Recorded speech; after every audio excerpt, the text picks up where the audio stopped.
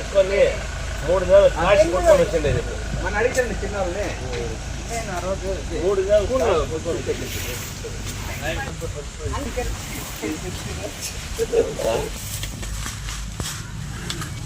అక్కడి నుండి అంతే ఆడేద్దామా ఏమి అదే పూజ సామాన్ కూడా ಇಲ್ಲಿ ನೋಡಿ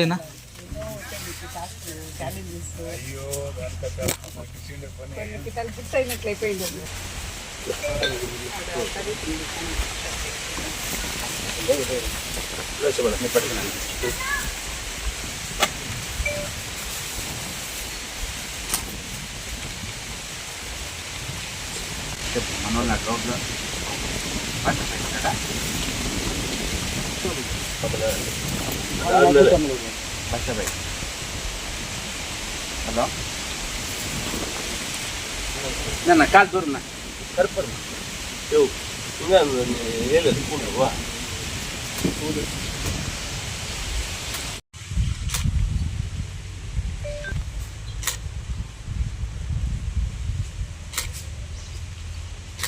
ಎಲ್ರಿಗೂ ನಮಸ್ಕಾರ.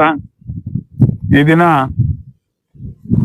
ದಿವಂಗತ ಶ್ರೀ ಆಲಂಗೂರು ಶ್ರೀನಿವಾಸರವರ 14ನೇ ಪುಣ್ಯತಿಥಿ ಆಚರಿಸ್ತಾ ಇದ್ದೀವಿ.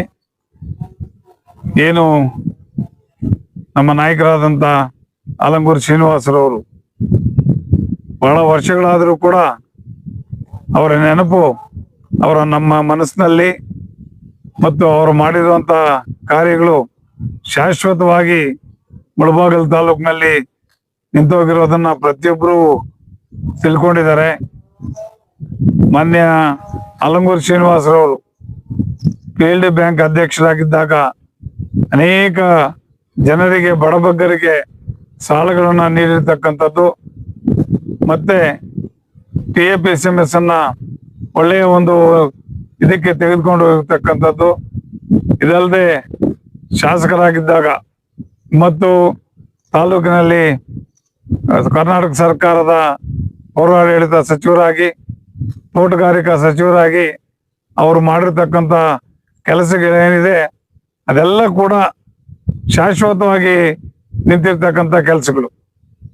ಇವತ್ತಿನ ದಿವಸ ತಾಲೂಕಿನಲ್ಲಿ ಎಲ್ಲಿ ಸ್ಕೂಲುಗಳಿದೆಯೋ ಸರ್ಕಾರಿ ಶಾಲೆಗಳಲ್ಲಿ ಎಲ್ಲಿ ಸರ್ಕಾರಿ ಶಾಲೆಗಳಿಗೆ ತಾಲೂಕಿನಾದ್ಯಂತ ಎಲ್ಲ ಕಡೆ ಕಟ್ಟಡಗಳನ್ನ ಕಟ್ಟಿರುವಂತ ಕೀರ್ತಿ ನಮ್ಮ ಶ್ರೀ ದಿವಂಗತ ಆಲಂಗೂರು ಶ್ರೀನಿವಾಸ ಅವರ ಹೆಸರಿಗಿದೆ. ಹಾಗೇನೆ ತಾಲೂಕಿನ ಎಲ್ಲ ಊರಿನಲ್ಲಿ ಕೂಡ ಡೈರಿಗಳು ಮಾಡಬೇಕು ಅಂತ ಅವರ ಆಸೆ ಆಗಿತ್ತು.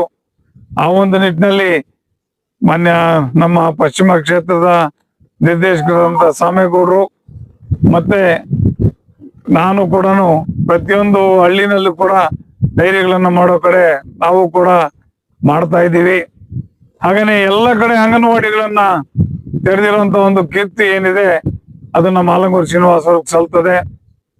ನಂತರ ಏನು ದೇವರಾಯ ಸಮುದ್ರ ಅಲ್ಲಿ ಡಿಪ್ಲೊಮಾ ಕಾಲೇಜನ್ನ ಮಾಡಿದ್ರು ಅವರ ದೂರದೃಷ್ಟಿ ಫಲವಾಗಿ ಇವತ್ತು ಅದೊಂದು ದೊಡ್ಡ ಇನ್ಸ್ಟಿಟ್ಯೂಷನ್ ಆಗಿ ಜಿಲ್ಲೆಯ ಎಲ್ಲ ಮಕ್ಕಳಿಗೂ ಕೂಡ ಒಂದು ಓದನ್ನ ಕಲ್ಪಿಸ್ಕೊಡ್ತಾ ಇದ್ದಾರೆ ಅಂತಂದ್ರೆ ತಪ್ಪಾಗ್ಲಾರ್ದು.